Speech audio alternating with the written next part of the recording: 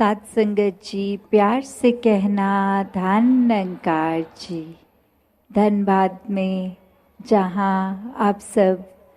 दूर दूर से इधर आज सत्संग के लिए आए हैं,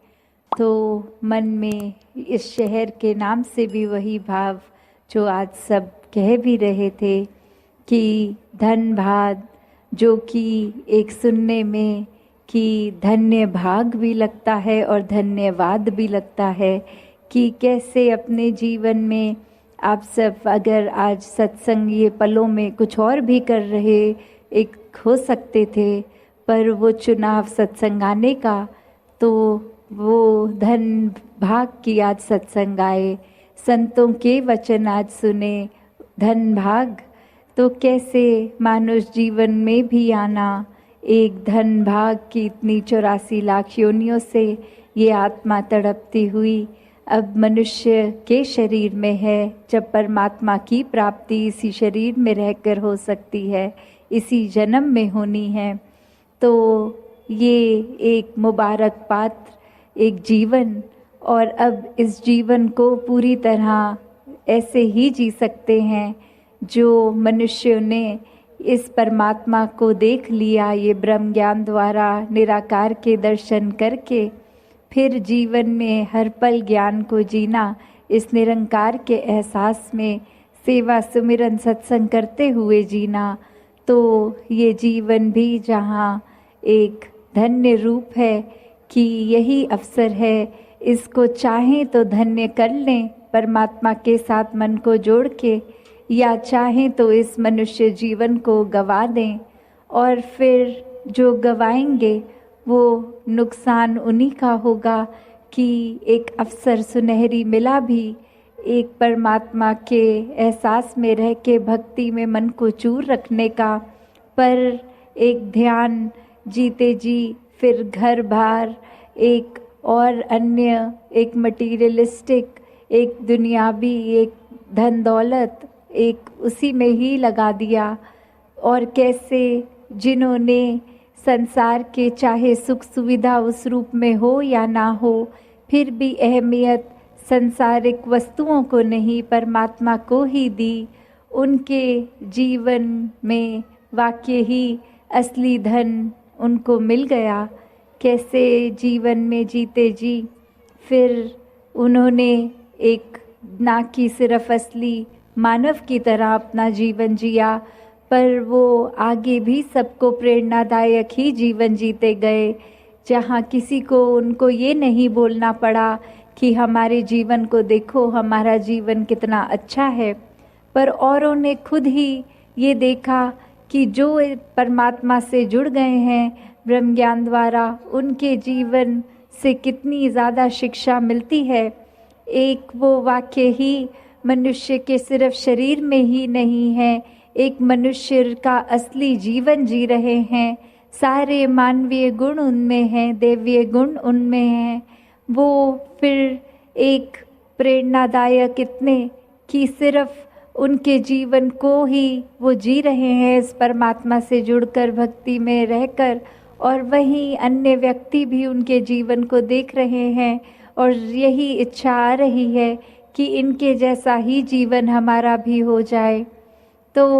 ऐसा जीवन जीना कोई किताबी बातें नहीं है, या फिर कोई वो बात नहीं है कि पहले त्रेता में, सतयुग में, द्वापर में ही ऐसे जीवन जिए गए। अभी अगर आज के दौर में भी देखें तो ऐसा जीवन भक्त आज भी जीते हैं, जो चाहे रहते तो इस संसार में ही हैं और संसार को त्याग के भक्ति नहीं करते। इस संसार में, इसी घर गृहस्थी में, धन दौलत एक रूप जो भी हो, चाहे वो रोज़गार बड़ा हो छोटा हो, उसी रूप में रह के परमात्मा का धन्यवाद भी जहाँ करते हैं, वही एक परमात्मा के आश्रय अपने जीवन को हर पल चलाते हैं कि जो परमात्मा ने दिया उसी में शुक्राना, ये परमात्मा का धन्यवाद। तो कैसे अपने जीवन को हर कोई एक ज्ञान की रोशनी से एक बहुत ही सहज और सरल जीवन जी सकता है, जिस जीवन में दिखावा मात्र नहीं रह जाता, एक असली सच्चाई से इस परमात्मा से जुड़कर जीवन में खुद भी एक अपने रोशनी ही करा जा सकता है। फिर वो मन का ठहराव अपने आप आ जाता है। जैसे आज भी सत्संग के दौरान हमने देखा कि बार बार वो इलेक्ट्रिसिटी एक दो बार गई और घुप अंधेरा हो गया इधर बाहर पंडाल में, तो फिर भी आप संत हैं तो कोई हपचड़ नहीं हुई, एक सहजता से ही एक अपने स्थान पर आराम से बैठे या कतारों में आराम से लगे। तो भाव वही कि संत जो होते हैं उनको फिर एक दुनियावी माहौल कैसा भी हो, एक आरामदायक हो ना हो, फिर भी एक संत तो उस दुनियावी माहौल में रहते हुए भी उस दुनियावी माहौल से ऊपर ही रहते हैं। एक आनंद की अवस्था में हर स्थिति में खुद को एडजस्ट करते हुए कि एक जहाँ स्थिति जो है उसको अगर वो सही भी करनी है तो उसमें प्रयत्न करना है, एक अपने दुनियावी रूप में अचीवमेंट सपने बनाकर उस तरफ चलना है। पर अगर परमात्मा को मंजूर नहीं और वो एक कार्य उस तरह से ना हो जैसा सोच रखा है,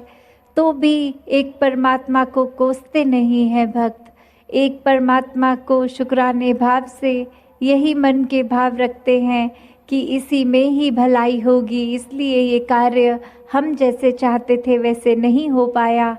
तो कैसे अपने जीवन को भक्तों ने हर समय इस परमात्मा के ही आसपास केंद्रित रखा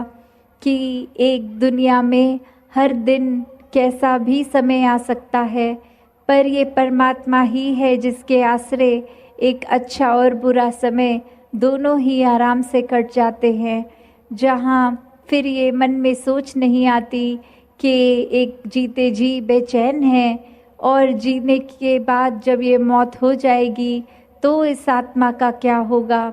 क्योंकि जिन्होंने जीते जी इस परमात्मा को जान लिया, देख लिया, इसके साथ जीवन का हर पल अपना जिया, तो उनको पता है वो चैन से जी रहे हैं, और जो चैन से ही जीता है वही चैन से मरता है। और कैसे ये आत्मा को जीते जी जहाँ चैन मिल गया, अपनी असली घर का पता चल गया, एक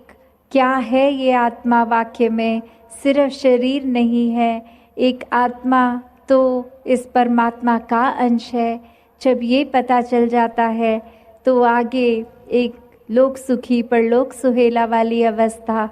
और फिर अगर हम ये भी देखें कि हम उस सोच से भी देखें कि एक इंसान ने चाहे बेशक 84 लाख योनियाँ पहले भुगती पर वो याद कुछ भी नहीं, तो अगर ये भी मान के चलें कि सिर्फ और सिर्फ ये ही एक एकलौता जन्म है, तो इसी में फिर ज्ञान लेना है, ये ब्रह्म ज्ञान के साथ जुड़कर इस परमात्मा के साथ एकमिक होना है। वरना तो बात वही कि अगर इस जीवन में आकर चाहे मान्यता वो नहीं कि पहले जन्म हुआ कि नहीं हुआ, पर इस जीवन को भी किस तरह सुखदाई जीना है, ये दुख कष्ट तो आते ही रहेंगे जीवन में, कैसे उनका प्रभाव उनका असर अपने ऊपर नहीं लेना, ये सब में भी ब्रह्म ज्ञान जहाँ वो सहयोग देता है कि कैसे अपने आप को हम एक किसी के मूड के साथ अपने मूड को खराब नहीं, कोई स्थिति हमारे अनुसार नहीं तो मूड खराब नहीं, कैसे मन को अपना पक्का और स्थिर रखना हर हाल में, ये ब्रह्म ज्ञान द्वारा बहुत ही आसान एक जीवन जीने की भी जो तरीका बन जाता है कि कैसे अपने आप को पूर्णता से एक मनुष्य की तरह मनुष्य वाला जीवन जिए, कैसे मानवीय गुणों से फिर युक्त हो जाते हैं, क्योंकि परमात्मा अब हर समय नज़र आता है और यही परमात्मा जो हर समय दिख रहा है, फिर इसके एहसास में रह के ये मन प्यार में इतना डूब जाता है कि कुछ गलत काम के ओर अपने मन को हम प्रोत्साहन नहीं दे सकते, क्योंकि ये सिर्फ प्रभु की ओर ही प्रोत्साहित है मन। और अब जब परमात्मा हर पल में है तो मन में सेवा भाव भी जागता है। परमार्थ के रास्ते पे एक संसारिक रूप में भी एक सेवा करना हर किसी की, ये फ़र्क नहीं देखना कोई कहाँ का है, कहाँ रहते हैं, कैसा खान पान है, एक अपने एक जन्म कहाँ लिया, कोई जाति पाति का भेद नहीं, क्योंकि सारी जातियाँ ही इस परमात्मा की बनाई है। तो इसलिए कुछ भी कम छोटा नहीं, कुछ ज़्यादा नहीं, कोई ऊंची नहीं, कोई नीची नहीं, ये सब ही एक मुबारक जाति पाति, एक सोशल एक स्टेटस, चाहे कैसा भी गुजरान है, झोपड़ी है, महल है, ये सब ही हर एक को मुबारक है। तो कैसे एक जीवन मात्र गुजरान रूप ही जब इस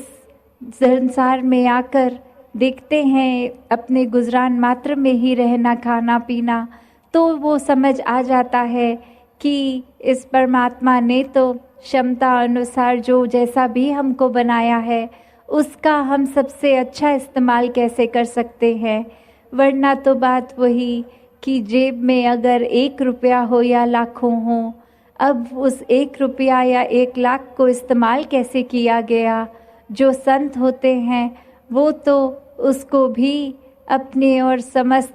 पूरे संसार के भलाई के लिए ही उसका सदुपयोग करेंगे, और चाहे वो 1 रुपया या 1 लाख हो। और वहीं एक जो संतमति में नहीं है, जो अपने मन की मानकर अहंकार में रहते हैं, उनके हाथ में तो फिर चाहे 1 रुपया हो या अनगिनत पैसा, उन्होंने वो एक अच्छाई के लिए नहीं, उन्होंने नुकसानदायक काम करने हैं अपने लिए भी और संसार के लिए भी। इसलिए वो बात कि कैसे परमात्मा को जिस उम्र में भी अभी हम जी रहे हैं, चाहे बाल अवस्था है, युवा है, बुजुर्ग हैं, इसी समय ये परमात्मा के साथ अपना मन का नाता जोड़ लें, वरना तो जीवन ने किसी भी पल ख़त्म हो जाना है। और जब ये परमात्मा ही नहीं देखा तो ये मनुष्य योनि एक ख़त्म हो गई, और इसका एक जो एकमात्र उद्देश्य था, क्योंकि बाकी काम तो और भी जीवन में किए जाते हैं। किसी भी योनि में देखें, कोई पक्षी को भी देख ले, वो जहाँ अपना घोंसला अपना नेस्ट बनाते हैं, घर हो गया वो, बाकी खान पान भी होता है, कहीं किसी चीज़ से डर के भी उड़ जाते हैं। तो वही बात कि अगर सिर्फ खाने पीने घर इत्यादि के लिए ही ये मनुष्य शरीर मिला था, तो फिर एक पक्षियों या किसी और भी योनियों से क्या फ़र्क हुआ। पर फिर भी ये एक हम ग्रंथों में वेदों में पढ़ते हैं कि मनुष्य जीवन ही श्रेष्ठ जीवन है, और इसको फिर श्रेष्ठ क्या बनाता है, श्रेष्ठ यही कि इसी जीवन में परमात्मा देखा जा सकता है। तो ये सुनहरे पल हैं, इसको गंवाएं ना, इसको अपने जीवन में पूर्णता से जीते जाएं, और ये फिर अच्छाई भी अंदर सिर्फ कुछ पलों की नहीं होगी, एक अच्छाई हमेशा हमारे मन में रहेगी जब ये परमात्मा हमेशा के लिए मन में है। तो बात वही कि हम चाहे फिर किसी को भी मिलेंगे, मन में भाव नफ़रत का नहीं होगा, ये दिल नहीं सोचेगा कि उस व्यक्ति ने मेरे बारे में क्या धारणा बनाई है, वो व्यक्ति के गुण तो मेरे से मिलते नहीं हैं, वो व्यक्ति अच्छा नहीं है, उसका रहने का तौर तरीका मेरे जैसा नहीं है, तो वो अच्छा नहीं है। ऐसे बात मन में आएगी ही नहीं। हर एक में परमात्मा ही नज़र आएगा, और हर एक के प्रति फिर दिल के भाव आदर सत्कार प्यार प्रीत नम्रता के होंगे। फिर ये नहीं होगा कि जन्म ऊंची जगह हो गया नीची जगह हो गया तो फिर उस हिसाब से उनके साथ पेश आना है, या हमारा रुतबा ऊंचा है दूसरों का नीचा है तो दूसरों से एक कठोरता से पेश आना है। नहीं, सभी ही परमात्मा का रूप है। तो सबको अपने सर का ताज बनाना है। संसार में फिर कुछ भी अगर हम हैं, इस परमात्मा की वजह से ही हैं। कुछ एक मेहनत मुशक्क़त करके कुछ अगर धन दौलत भी कमाई है, तो पहले इस परमात्मा ने जन्म दिया, शरीर दिया, तभी उस शरीर के प्रयोग से पढ़ाई लिखाई करके या ना भी करके किसी भी तरह हमने वो अपने जीवन को चलाया। तो अगर परमात्मा ये शरीर ही नहीं देता तो हम क्या ही कर लेते। तो बात वही कि इस परमात्मा ने हर किसी को एक समान बनाया है। सिर्फ इंसानों ने ही नफ़रतों के कारण बना लिए हैं, और फिर ये कारण सिर्फ कारण तक नहीं रहते, वो व्यवहार में भी बात आ जाती है कि जब सोच भी खराब हो जाती है तो कर्म ही खराब हो जाते हैं। जिस तरह एक कहानी उदाहरण के तौर पे भी है कि कहीं एक जगह ऐसे रख लिया कि संत मति वाले थे और जो अपने अहंकारी स्वभाव के थे, ऐसे दो एक छाट के लोगों को ग्रुप्स में रख लिया, और वहीं एक आपस में वो अहंकारी वाले तो जो नज़रिया रखते थे वो यही कहते थे कि हम संतों से ज़्यादा बेहतर हैं।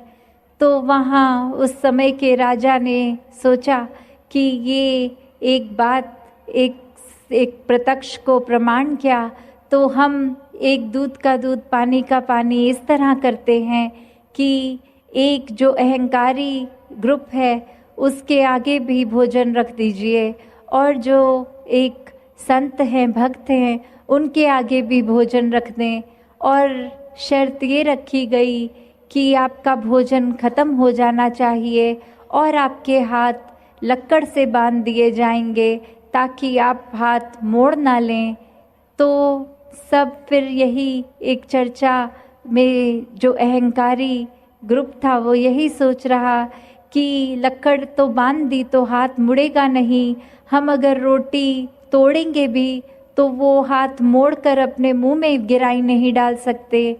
और वहीं जो निर्धारित समय दिया गया था उसके बाद एक जब देखा गया तो वहाँ वही जो अहंकारी लोग, उनका खाना हर जगह बिखरा हुआ है, क्योंकि उन्होंने खुद खाने की कोशिश करी और वो ठीक से ख़त्म भी नहीं कर पाए, उल्टा ज़ाया भी हो गया खाना। और वहीं संत भक्त जहाँ थे उन्होंने बहुत आराम से प्यार से खाने की रोटी तोड़ के अपने सामने वाले के मुंह में डाल दिया। उस प्रकार बहुत ही सफाई से जहाँ खाना भी ख़त्म हुआ वहाँ एक दूसरे को पहल दी, ये मान के कि सामने वाला परमात्मा का ही एक रूप है। तो कैसे एक सेवा रूप में वो स्वयं रोटी नहीं खाई, सामने वाले को खिलाई, और सामने वाले ने भी खुद नहीं खाई, अपने सामने वाले को खिलाई। तो बात वही कि ये सोच कैसे बदलती है, ये भाव मन के कैसे बदलते हैं। जो परिस्थितियां संसार में एक अहंकारी इंसान के आगे आती है वही संतमति वालों के भी सामने आती है। तो कैसे इसको अपने आप एक रूप क्या देना है, वो चुनाव एक हमारा होता है कि अपना जीवन कैसे जीना है। और वो चुनाव बहुत आसान हो जाता है जब इस परमात्मा को पहले देखकर, इसको जानकर कि ये एक है और इसके साथ एकत्व अपने मन का कर लेते हैं, इसकी बनाई दुनिया के साथ एक एकत्व का एक जोड़ बन जाता है। तो कैसे